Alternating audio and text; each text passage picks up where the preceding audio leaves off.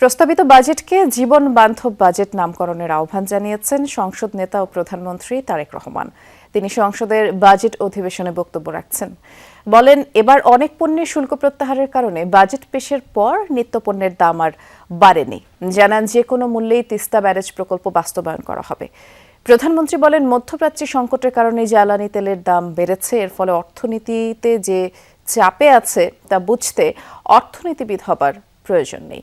বাস্তব পরিস্থিতির কারণেই বাজেট বড় হয়েছে। অর্থনীতিকে সুবিধাভোগী মানুষের কবল থেকে বের করে এনে সাধারণ মানুষের কল্যাণে কাজে লাগাতে চায় সরকার।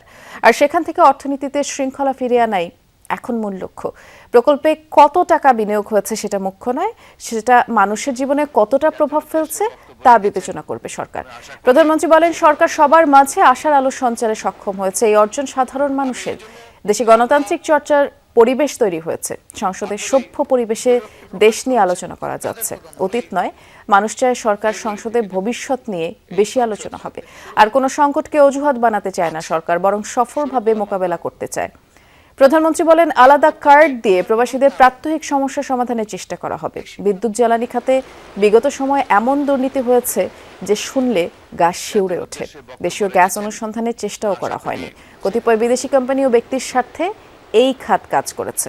আমি এই জন্য যে আমরা 18ই বিরক্তি প্রকাশ করেছেন, আমি তাদেরকেও ধন্যবাদ। ফেব্রুয়ারি থেকে যখন এই সংসদ শুরু আছে, আমাদের মধ্যে বিভিন্ন বিষয়ে আলোচনা হয়েছে, আমাদের মধ্যে বিভিন্ন বিষয়ে ঐক্যমত হয়েছে, আমরা আমাদের মধ্যে বিভিন্ন বিষয়ে দ্বিমত হয়েছে।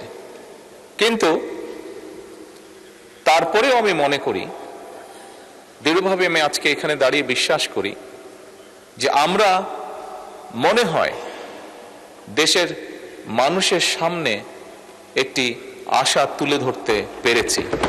জাতীয় অগ্রাধিকার ভিত্তিতে ইনশাল্লাহ এই সরকার যে কোনো মূল্যে তিস্তা ব্যারেজ মহাপরিকল্পনা বাস্তবায়ন করবে।